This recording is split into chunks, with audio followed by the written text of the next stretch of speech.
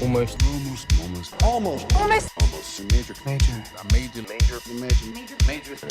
Holy fucking shit, this is major!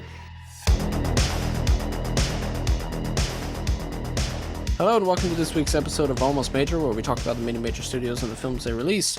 We are on our 1980s mini-series about New Line. My name is Kevin Tudor. I'm here with Charlie Nash. Hello. And Bryden Doyle. Hello. And today we're talking about Return to Waterloo from 1984. This premiered on UK television on November 2nd, 1984. It was released in the US on May 17th, 1985. The budget, opening weekend, and gross, I could not find it. Top 5 films that week. Code of Silence, which is a Chuck Norris Orion movie. Gotcha, which is an early Linda Ferrantino movie. Okay. Beverly Hills Cop. Police Academy 2, Their First Assignment. And Rustler's Rhapsody, a musical western starring Tom Berenger. Wow, this is unexpected. This is the fakest top 5 ever, dude. I've not seen a single one of these. You haven't seen Beverly Hills Cop? No, I've never seen Beverly Hills Cop. I don't love that one. I have seen all of the shitty Eddie Murphy comedies that he made in the 90s and early aughts, but So you've seen another 48 Hours? I actually haven't seen another 48 Hours, but I haven't seen 48 Hours. I haven't seen any of the Beverly Hills Cops. I have seen Nutty Professor and Dr. Dolittle 1 and 2. Have you seen Nutty Professor 2, Colin the Clumps, though? I watched it with my parents when I was 11, and I've rarely been more uncomfortable in my life. Oh, wait, we've talked about this. The hamster. Yes. Got it. Okay. Yep. Yeah, I haven't seen 48 Hours, but Beverly Hills really Cop good. I fucking love. Yeah. Good. Number 1 song in the U.S. this week, Don't You, parentheses, Forget About Me by Simple Minds. Number 1 song in Canada this week is We Are the World by USA for Africa. Weird times. A tribute song in the Canada and a song from the Breakfast Club in the U.S. Plot description from Google. A musical about a commuter who boards a train from Guildford to Waterloo in London. He spends his journey daydreaming about his life and potential interactions with his fellow passengers. Written and directed by Ray Davies, his only directed film. He's the lead singer of the band The Kinks, starring Kenneth Colley as the Traveler. Prior to this, performance in 1970, The Devils in 1971, Life of Brian in 1979, The Empire Strikes Back. Please don't come for me, nerds. And Return of the Jedi. A lot of people in this movie having their first and only acting role, but it does have an early acting role from Tim Roth, who only prior been in Made in Britain in 1980 and Meantime in 1983. Barely have any trivia, but one of Roger Deakins' first shot films. Ray Davies thought of the idea for the film while taking a train from his place to the recording studio, wondering what got the passengers through the day and what they were thinking about. And that's just some top tier rich guy stuff. It's like, I wonder how the normies do to survive around here. Yeah. I'm just imagining him Just being like, how do these people get through the day without writing fucking music? Anyways. Just imagining him going, this is what poor people I want to do, live right? like common people like you. So you just get on here, and you eventually get there. You know, you could drive, but I guess y'all haven't heard of that. Okay. Jesus. Yeah. That's it. This movie truly does not exist, and there's not a lot of trivia about it. I did watch an MTV special about it, which was interesting enough, but not a lot of trivia in it. Martin Scorsese pops up, so that's interesting, but a lot about trains. Let's rank this movie on other train movies. We got Train to Busan, we got Snowpiercer, and we got this. Which one's the best? I haven't seen Train to Busan. You said Kicks Unstoppable, ass. Train to I need to. Busan, and what was the other one? Snowpiercer. I didn't say Unstoppable. Yeah, now we're just... No, you said taking a Pelham 1, 2, 3, right? Now we're, I didn't say that either. Now we're just adding... Yeah. I'm sorry. I'm What a bad are listener. other train movies? Runaway Train. I recently got it for my birthday from my roommate who said that movie kicks ass, and he wanted to get me something I've never The seen. music video for Runaway Train by Soul Asylum. That's a movie. Nocturama. Yeah. Nocturama's kind of a train movie for the first half. Strangers on a Train. Ah, The They're Commuter barely with on a Liam train. Neeson. there you go. Oh, yeah, The Commuter. Remember when Florence Pugh was in that movie for 5 seconds? Oh, Yes. yeah. Derailed. Derailed. The Midnight Meat Train. Derailed, which my boss has recently said is the worst movie she's ever seen in her life, which I found very funny. Because it's a movie that I think I forgot that movie exists. Although, to be fair, I haven't seen all of it. Oh yeah, I watched it on Encore in like '06 because I was just like, Clive Owen's in it. Hell yeah! I saw Shoot 'Em Up. I've bought my stock and I'm seeing everything he's in. Wait, he's in Sin City. I'm so there. Yeah, but you haven't seen Closer yet. I have, Oh, but I you haven't have? seen it in like 20 years. Oh, okay. Or I was probably just like, what are they talking about? Yeah. What does it taste like? What else? The movie Creep, not the American one, but the UK one, about like a woman that's like trapped in a subway station, I believe. Unbreakable's about a train crash. That's like what sets the whole movie in motion. There we go. Yeah, There we go. There we go. Is there a movie just called Train? Mission Impossible: Dead Reckoning had a big whole set piece on the train. That was pretty Yeah. awesome. There's a Thora Birch movie called Train from 2008. Watch listed. Average rating of 2.3 on Letterboxd. Let's go. Have you ever seen? It's weird. I've only seen a few sketches from the show, but there's a Kroll Show sketch with Chelsea Peretti where they're like in a business meeting, and then she's just like, I don't care how late you have to work. We're getting this proposal done tonight, and you hear like this train bell go off, and she runs out, and then you see somebody taking a shower. They run out of their house. I don't know, a bunch of people just start running out of a house, and then you see them all chasing this train, and I think it's Zach Galifianakis in a chef's hat just claps his hands, and people just start throwing cakes out of it, and it's called the Cake Train, and it cuts to them in slow motion just getting hit with cakes and stuffing it in their face for like, I want to say 20 seconds, and then it cuts back into real time, and it's just a bunch of people chasing after this very slow train where people are getting cakes thrown at them. It's glorious. That does sound really funny. Yeah. Polar Express. Polar Express. Oh. Never saw it.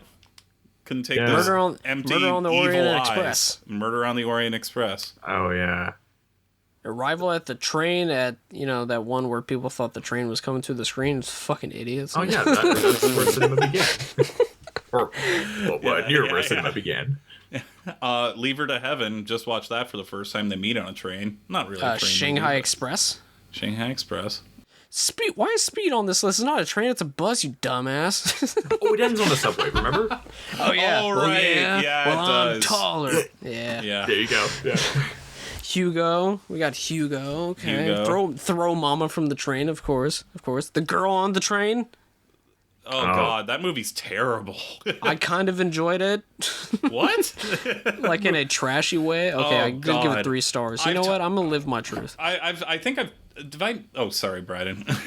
No, please tell the story. I would love to hear this. Well, I listened to the audiobook when that movie was coming out because I like pulp, airport novels once in a while, and it's funny listening to Emily Blunt's character in the novel talk about being drunk, but she's sober, is much different than Emily Blunt narrating, I rode this train every morning, and then she's got like a whole water bottle filled with vodka, and she goes up to this couple with a kid, and they go, oh my God, the baby. Like, it's just like, oh yeah, reading this book and picturing her being sloppy is much different than watching Emily Blunt just be an utter catastrophe and just, look at the cute baby. Like, Kind of liked that complete mess of a movie. There's a movie called Night Train from 2009 starring Danny Glover, Steve Zahn, and Lily Sobieski. I'm watching this shit. okay. What else we got? We got The little engine that could. Okay, we're kind of scraping the barrel here. Terror Train. I Under watched Siege. that over New Year's. Or not over New Year's, the Christmas holidays. That one's kind of fun. Yeah, I haven't seen that one. I always get that and Terror Trap. Is it Terror Trap? Tourist Trap. I always get those mixed up because the T's. Under Siege 2. Oh, yeah. That one's on a train? I never saw that one. Trans-Siberian. Oh, yeah, I watched that in the first year of the pandemic. Jeez. It's okay. Darjeeling Limited. Weirdly, the only Wes Anderson movie I have not seen, apart from the shorts that just came out. Which has a couple of needle drops by The Kinks, including This Time Tomorrow. Oh, there we go. I wanted to talk more about trains, but that was such a good segue. Yeah. Okay, but Train from 2008 starring Thora Birch. Past and future guest Ariel said he gave it a 1.5 stars, so watch listed. Everybody's saying this is like Hostel on a train, but actually it's like Teresa's on a train. Get your torture porn facts right. Anyway, it's fine. It's not hurting anybody. Yeah, I'm watching that garbage. His music has rocked the world for 2 decades. Now his vision comes to the screen. Stars Started off this morning as usual. In a panic cause I'm scared of missing. Return to Waterloo. A well-respected man. Each day he takes a trip into his own imagination. Every fear, every face, every fantasy brings him that much closer to the edge.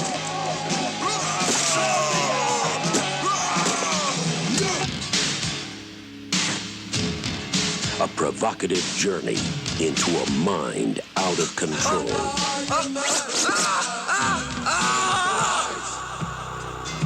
Started off this morning as Experience the world as you've never seen it before, and the music of Ray Davies as it was always meant to be seen. Return to Waterloo.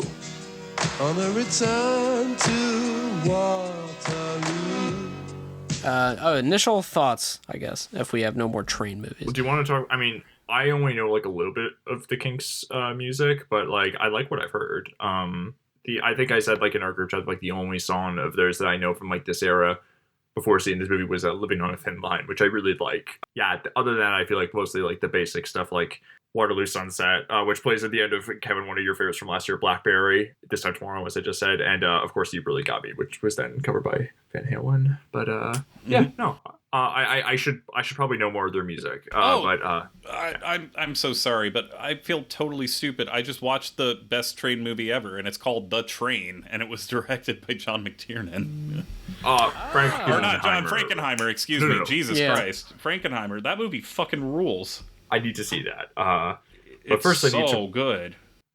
First, I need to watch. Nope, already saw Reindeer Games, so we're good. It's also got a nice little twist because it's about it's about Nazis trying to transport French art back to Germany when they know they're losing the war. So the thing is, they can't harm the train, but they still have to basically kill a bunch of Nazis and try and get it back. So they have to come up with all these elaborate, plans to make sure everything is not damaged. But they still got to blow some shit up and stop that train. That does sound really good. That I was just talking about. That sounds like a movie I was just talking about with my mom recently. It sounds like Monuments Men, but good. That's what my roommate said. I never saw Monuments Men. Remember when that poster was everywhere and then it just didn't exist 5 minutes later after it came out? That's a rare Dan Mecca will fight somebody if he finds somebody that's involved in that movie. We're like, didn't George Clooney apologize for that movie? Yeah, good times. But yeah, no familiarity with the Kinks. You really got me. You got me through some good times at Guitar Hero 2. That's about all I got.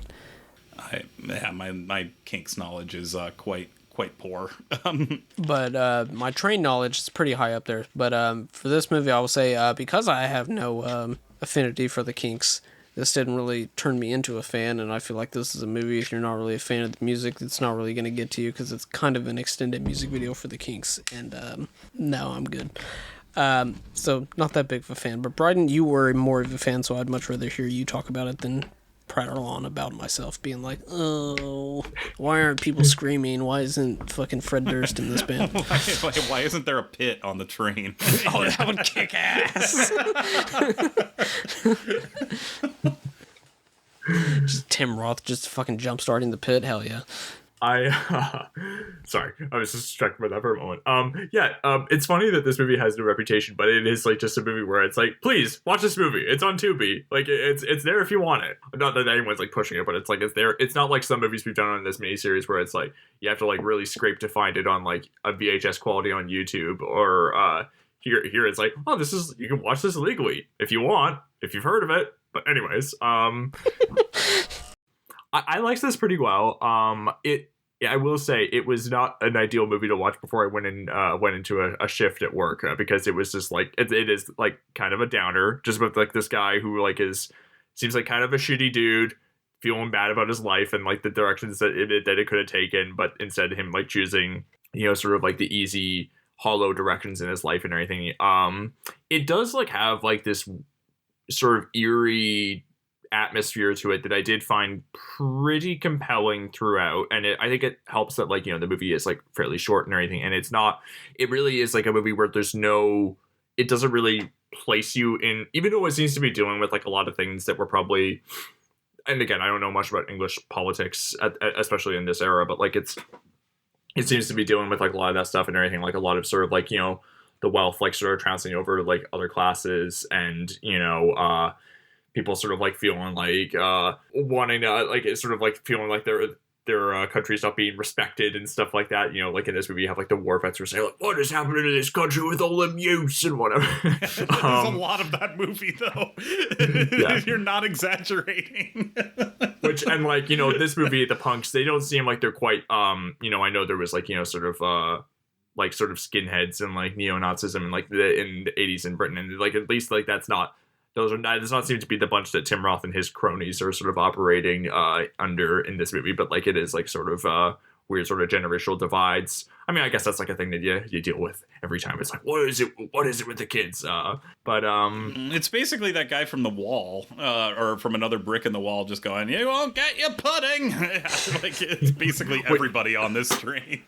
Which I was saying, I that feels like sort of a British musical from this era that is like. That I feel like is a huge gap in my sort of cinephilia knowledge, especially like I talk about like sort of like ones that are like more downbeat and creepy, because I know people talk about how like The Wall is like does get into some pretty alarming imagery. But this one I did find like really creepy. I mean, I really like the scene where you know, and like showing like how everyone does feel kind of like stuck in their roles and everything. At the one point where they all turn into mannequins, the main character Kenneth Colby, like, you know, lops all their heads off with like his briefcase and everything, and the way all that you just sort of like hear the thump of like the heads on like the floor and everything. I think like that's like when the music cuts out. It is like really, there is like some really disquieting stuff and like some really striking uses of like close-ups and like zoom-ins where like you're just like zooming in on this character's eyes, but they're just like completely lifeless as he's just like feeling like, wow, like just feeling sorry for himself and everything. And it's you know, it's not a movie where like, you know, you can really latch onto anyone character wise, because, you know, I don't think any of them really have any names, and like there's not much like, you know, dialogue, like spoken dialogue, and like when they are singing, it's not like they're really talking to each other, or well, that's not entirely true. I mean, there's the point where they're screaming the song "Sell Me Out," and they're like screaming it into the camera at the main character. Yeah. And I will say, Tim Roth, you know, he's not in this movie that much and everything, but it is like, you know, a striking indication of his talent and everything. Just like the sort of wild-eyed sneers that he'll give to people, even when he's like lip syncing to other people's songs and everything. It is like a thing where like, wow, this guy like does have like a lot of presence, and it is a striking contrast to everyone who is like kind of like very dreary in their moods, and like kind of the sunken in eyes of Kenneth Colby are like you know, even though it is like a very dry character and he's playing it in a very drab manner, it is like, you know, he is very striking as a physical presence. I'm still kind of trying to suss out, I guess, some of the threads in the movie. I'm not entirely sure what this is like in the movie, so warning to anyone, you don't see any violence in the movie, any sexual violence in the movie, but there is like the threat of like a rapist on the loose in London, and like you see like a police sketch on a newspaper that looks like the Kenneth Colby character. And then like there's like these, and I will say the movie, like I said, this is a movie like being effective as a piece of mood making, but it is I'm not entirely sure what it all adds up to, but like the brief flashes of like, you know, him like following people, like there's like a lot of scenes where he does seem to be kind of like behaving in a predatory way towards women and everything, include like he's like following women like throughout like a subway station, and like you get like, and the sound design is quite honest, where it is like just sort of like clip clop echo of like, you know, the footsteps throughout the station, and like, you know, getting like the girl's perspective and everything, where like you hear like the sort of tinny audio of like her headset and everything. But then like you're also seeing flashes of like this girl in like this room as she's like brushing her hair, and it seems like as the movie parses out details about that, it's like possibly his daughter who's run away, or maybe it's like, you know, she's kind of like maybe been murdered. Yeah. Or maybe been murdered. Yeah, based on another sign that we see.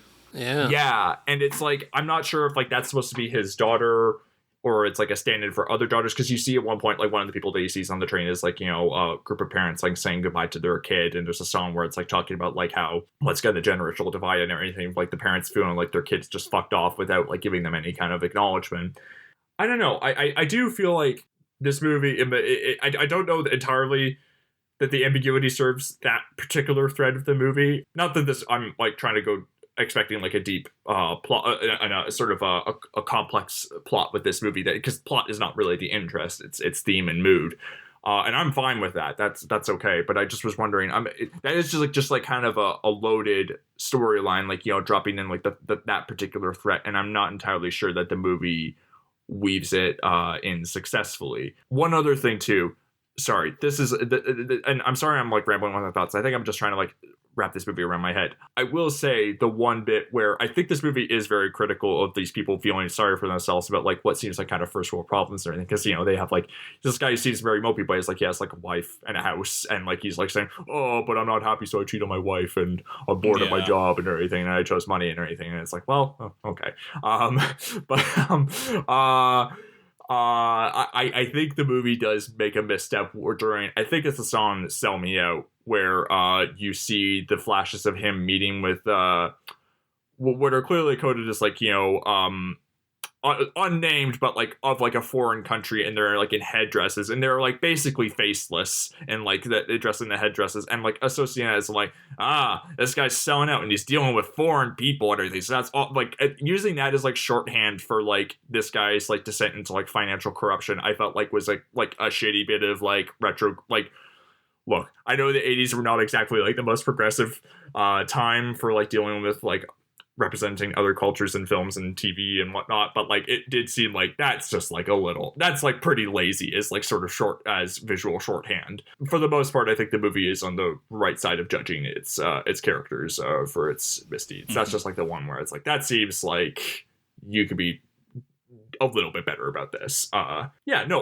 mostly thought this was pretty engaging. I'm not sure that I necessarily enjoyed it. I don't think it's necessarily meant to be the most fun musical, which I know is like, you know, not. But then again, I don't think every movie is supposed to be fun, and maybe not every musical is supposed to be fun. I know I would be interested to look into other bummer musicals, sort of in this vein. But yeah, some other bummer musicals. I'm thinking.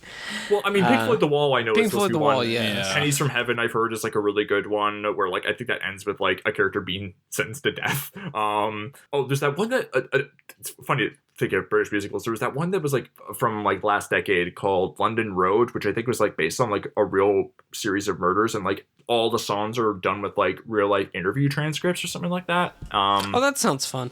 Yeah. No. But again, I'm talking out my ass because I'm talking about movies I haven't seen, but like it's but I just like those were just a few that I don't know, something for me to pursue on my own time. But anyways, I've rambled long enough about this. I will toss it to you, Charlie, with your thoughts, because you just watched this. I mean, I don't really have many thoughts. I was about to say, please filibuster, because both me and Charlie are.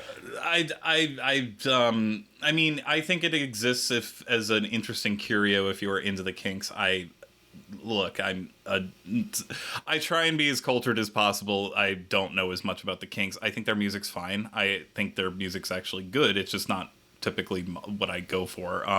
Like you, Bryden, I was kind of like, when it starts off with all these posters that say The Rapist, and it's just images of what looks like our character, I was like, is this what this movie's going to be about? And then at one point, they even show the flashback of the two businessmen who are just like, you're going to be, you know, you're going to sell out to us. And at one point, the camera even like cuts to one of them grabbing his knee, and I was like, is this gonna be about like cyclical sexual abuse or something? Like, I got really nervous for a sec. I was like, oh Jesus, like, but then I guess maybe I was reading too much into that. Maybe, I have no idea. And then so I was just kind of like, what is this? You know, like, and then as soon as it kind of just kept going on, I was kind of like, okay, I see what this is doing with pretty much everything you're saying about, you know, the British lower class British life. And yeah, like, I, again, you know, like you put it, Bryden, like, oh, the poor guy who has to commute to work every day and has a family. I don't wish I had a family. But no, I'm kidding. But like, oh, you own your own house? Yeah. Sucks to be you. Yeah. Oh, yeah. Welcome to 2024, where none of us will ever own a house, let alone ever pay off student debt. Anyway, yeah, that's not fair. I you know, it's interesting for what it is. Roger Deakins shot this thing. There's some arresting images. It's also, yeah, as you mentioned, Tim Roth shows up in a very aggressive little role. At first, and Tim Roth shows up, and you're like, is he going to murder this guy? Because he basically implies he threatens to, like, right off the bat. And I'm assuming because there's a poster that with his face that looks like his face and the word rapist on it. Yeah, and you hear all about, like, the rapist. You hear radio specials of, like, the rapist might be in your home or something like that. And you're like, what? Well, this is like a musical, and then just completely threw me off. And then I kind of was like, okay, I think we're safe from that sort of stuff. But yeah, I really don't have much to say other than it's fine for what it is, I guess. I don't really have any strong feelings about it. And I know that's literally the laziest thing I could possibly do for someone who's co-hosting a podcast, but no, it's fine. I don't know. It's just, I don't really have much. I had no strong feelings one way or the other about this thing. I think hardcore Kinks fans will get something out of it way more than I did. And, if you know, as you said, it's on YouTube. If you want to see where Roger Deakins got his Tubi start, as well. and Tim Roth and Tubi, excuse me. No. Which would Tubi make this movie like 90 minutes? Would that actually make it like a feature-length movie with ads? I will say it did disrupt the mood when I would keep getting fucking like perfume and like makeup ads with like the actors from Suits and Judge Judy interrupting the movie every like 10 minutes. Is that who the TV thinks you are? That you watch? That you're like? Bet you were watching Suits and Judge Judy instead of this thing. Yeah. I started it on Tubi because I was just like, okay, it probably looks better than the copy that's on YouTube, and not really. So I just watched it on YouTube. But it was funny on Tubi where it has the options for all the different qualities, and the highest one was like 314p, and I was like, oh, y'all are just inventing fucking qualities. I mean, yeah, it looks pretty much like a VHS rip. That's about as good as it looks. But like it's cool that it exists, and like I think like it maintains its tone pretty well. Like it's interesting. I'll make this detour brief and everything. But I watched as research because I saw Ray Davies was in this other British musical that came out in the same decade. I think it came out the year after this movie came out. Absolute Beginners with Julian Temple. Probably I don't know if this is its most famous thing, but it's famous for having a David Bowie song and with that title. It's a very good song. And it's like it is dealing with like it's set in the 50s in London, and it's dealing with like, you know, racial and class tensions. And I would say that movie, in my opinion, doesn't quite navigate that sort of touchy subject matter with quite as deft to handle tone wise. Like it will be the kind of movie where like, you know, Robbie Coltrane is playing like I think he's like an Italian pizzeria owner and everything, and like he's like, and like the main character says like, oh, it's a new world is coming in, Daddy-O, and then like Robbie Coltrane's like, no, not Daddy-O, Mario, and everything. And it's like, but then like the movie ends with like, you know, race riots and like knife fights and everything, but also like having it in the form of dance numbers, and it's just like kind of like a weird thing that it doesn't navigate. Also includes a song called Selling Out, so that's like another sort of like thematic linkage between these two movies. I don't know, that movie doesn't quite sell me on like the tonal stuff, and also that's like one where like I kind of have a hard time getting on its narrative wavelength because I don't find the main characters interesting, but whatever. It's I feel like Return to Waterloo like is like at least like I think because it chucks narrative mostly out the window and is like sort of like a little more abstract and just sort of dealing with like, you know, trying to like conjure atmosphere with like the music. I think it works a little more effectively. The comment you made, Charlie, about like sort of like the linking between like the sort of sexual elements of like, you know, business work. I will say one of the more interesting. I mean, again, this movie's very on the nose, like with a lot of the points that it's making, but like it is like kind of. I think how it bluntly conveys its points is like, you know, while also shrouded in sort of like this dreamy imagery is like is quite striking. There's the bit where like it's the it seems like to be a young Kenneth Colby, like, you know, going through school, getting into business and everything, and in like the same room where he's at the boardroom meeting where it's like, you know, backlit with like this open doorway that looks like he's like entering heaven or something, but like the room around him is like all like black decor and or anything, and like at the same time that he joins like the boardroom, he like then like the next cut is like him getting married and everything, sort of showing that linkage between like sort of he's getting trapped by business and also by like this marriage and everything, sort of following the path that he seems to be following. that he's being told he should follow in life, and then like him sort of dealing with the regret of that. I don't know. I did find like the way that it conveyed its points, even though like there may be like a little eye rolling with like sort of like the first world problems, even though I think the movie's aware of it. And even though it is very on the nose, I do think like it conveys it in a striking way, which is, I think, when you're dealing with a visual medium, is very important. I'm sorry if I'm maybe running on fumes with this one, but wait, you have more than I. If you're running on fumes, what are we? Yeah. I want to know, Kevin, throughout this conversation, has been having Tim Roth as his Zoom background. What's the image you have now? Is that him in Reservoir Dogs? It's him in Reservoir Dogs. It's when he's like the Thing. The motherfucker looks just like the Thing. Yeah. Favorite Tim Roth movies? That's a good question. Well, I will say movies or him performances. Oh yeah, performances. Yeah, let's do that. I love him in Gridlocked. I think regularly about the scene where he like lashes at, that's a lot of like really good yelling at people movie, and there's like a scene where like he's saying like, how come everything's such a fucking hassle with you guys? I think about that line and that particular monologue where he's like screaming, like, it's a fucking necessity for me getting a fucking detox before I kill some motherfucking buddy. Like he's like, Tim Roth, very good yeller. Yeah. Yeah. I will say I could watch him and Jennifer Jason Leigh as hitmen who are addicted to fast food in their own spin-off show from Twin Peaks: The Return, because they show up. They show up at random points. Like, there are characters on that show that you think are going to be, like, actually really vital because they're in, like, several episodes, and then, like, Tim Roth or Jennifer Jason Leigh will just show up and shoot them in the face. And it's so great. Like, it's just such a David Lynch thing to be like, nope, that doesn't mean anything. I actually really like him in The Hateful Eight. I found them to be very funny in that movie. I need to rewatch that one. I have not seen that since the theater, and I was very sleepy. I like that very, very nasty movie. Him and Jennifer Jason Leigh again, right? And Jennifer Jason Leigh, it's a reunion. Have any of you seen The War Zone, the one film he directed? No, I need to see it. You watched that recently. What spurred that? I did. I'm curious. Huh? What spurred that viewing? I noticed you watched it, and I didn't get a chance to ask. Like, what I was sad. I don't know. I think because someone mentioned it, or I was like looking up, like, because Ebert loved that movie. He gave it 4 stars, and I think we were talking about 1999 movies in our friend group at one point.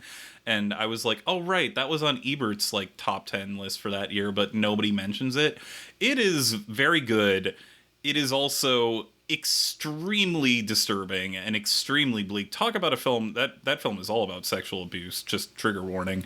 Past and future guest Gavin from the Mixed Reviews, I believe, gave it 3.5 stars on Letterboxd and put, "Oh boy, I cannot wait to never watch this one ever again." So it's really deeply upsetting, but also I found very provocative and very moving.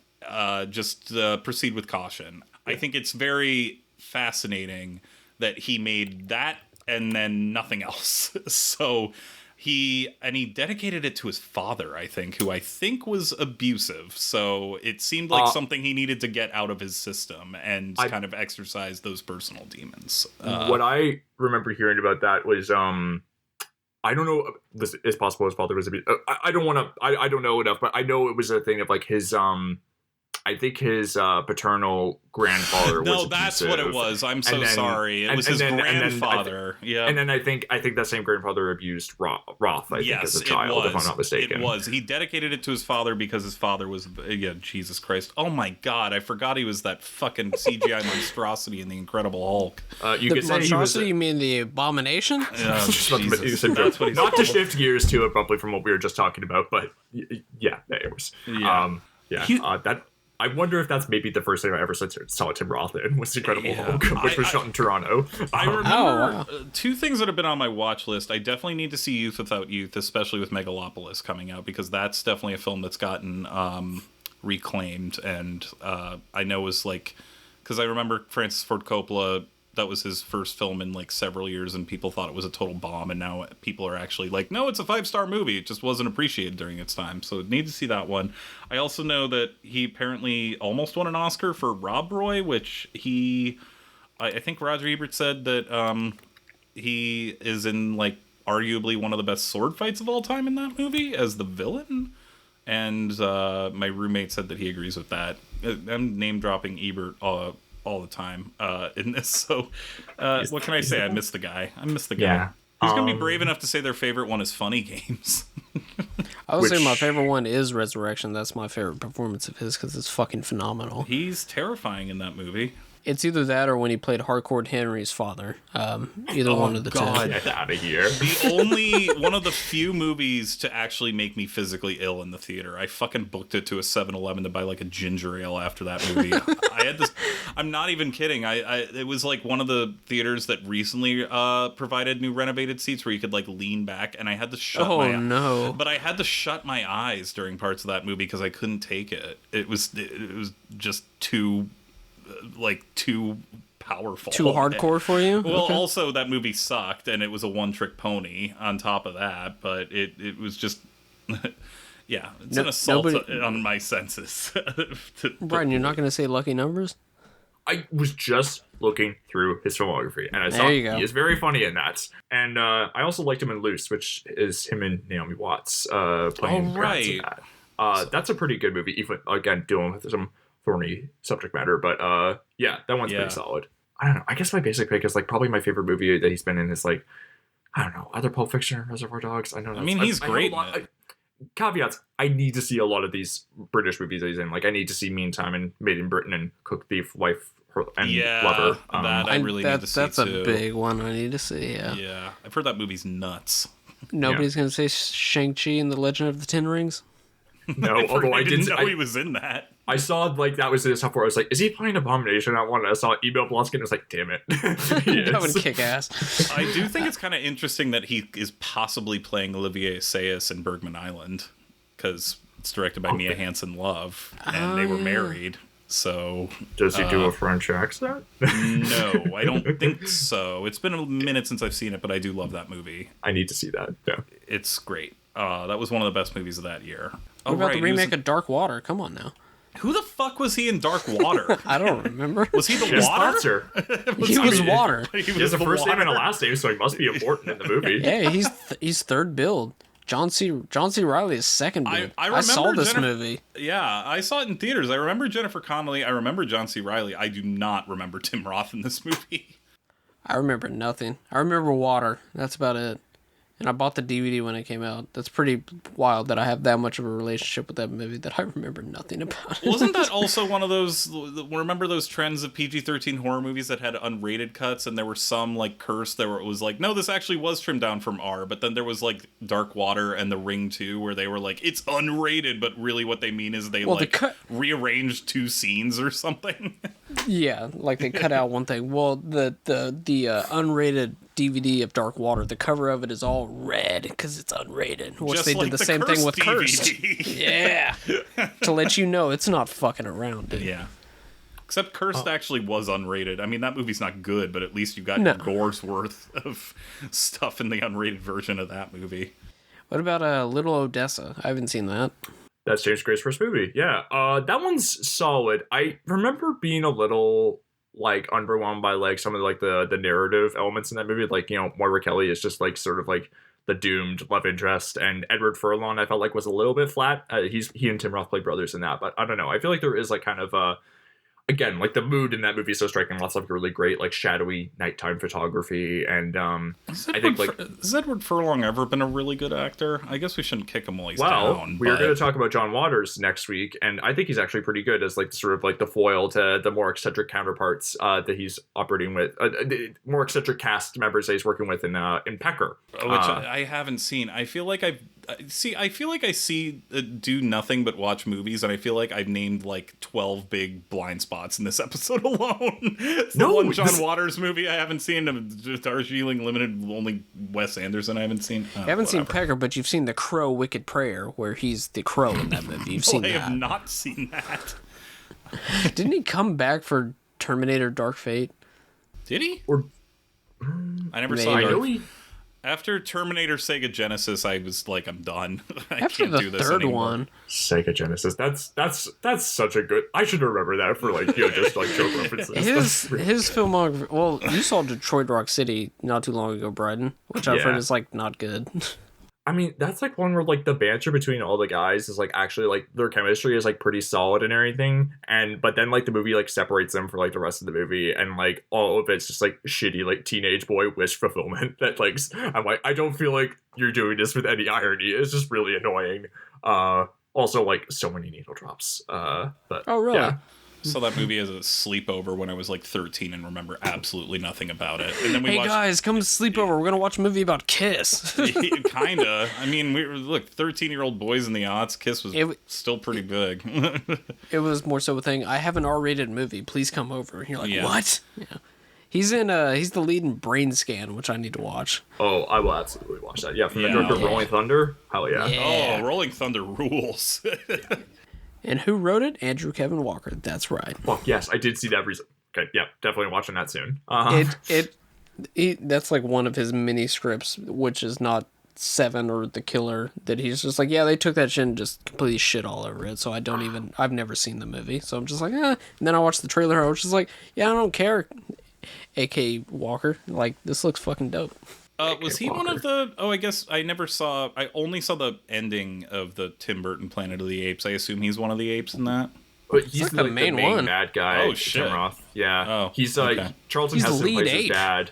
Yeah. Yeah. Weirdly, when that movie came out, it got me to watch all of the originals, and then I just never saw the remake. It's It bad. sucks. Yeah. It's like, I liked it, like, sort of as a contrarian kid when I was, like, 9 or something. And I also liked the scene where the apes play sports, and I thought that was funny. But, like... Wait, you said contrarian kid as if, like, 9-year-olds are just contrarians. This movie sucks. And Brian was just like, actually, that's by Tim Burton. You joke? That was what it was, and it was like saying like this movie's good and everything. I just thought scenes where like the characters of like this in this very elaborate makeup were like doing like dunks with like basketballs. It's the scene in Billy Madison where it's just like Mortal Kombat for the Sega Genesis is the best video game ever. I disagree. It's a very good game, but Donkey Kong is the best game ever. Donkey Kong sucks. You know what? You suck. Brian. Planet of the Apes from 1968 is the best movie ever. I disagree. It's a very good film, but I believe Tim Burton's Planet of the Apes is the best. The one with Marky Mark? That sucks. You know what? You suck. We have to end this. We're not talking about anything. I'm sorry, guys. No. What are you apologizing for? You were the only one talking about the movie. I could have done research, but I There was nothing. I looked it up and there was nothing. I dropped in the chat. I always think of the teaser poster for Planet of the Apes 2001 does kick ass. I do remember seeing that as a kid and being I like, do remember oh, it shit. too. I remember seeing that when I went to go see Shrek in the theaters, and it was like a huge like standee, and I was like, dude, the fucking apes are here. And I it watched kind it. of looks like the Magneto helmet. A little bit.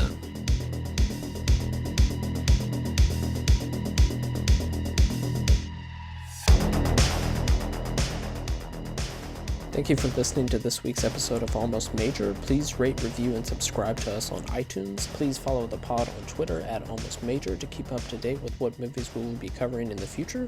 Myself, I can be found on Twitter and Letterboxd at KevBonesy. Bryden can be found on Twitter at Bryden Doyle and on Letterboxd at JDoyle. Charlie can be found on Twitter and Letterboxd at CTNash91. Once again, thank you for listening.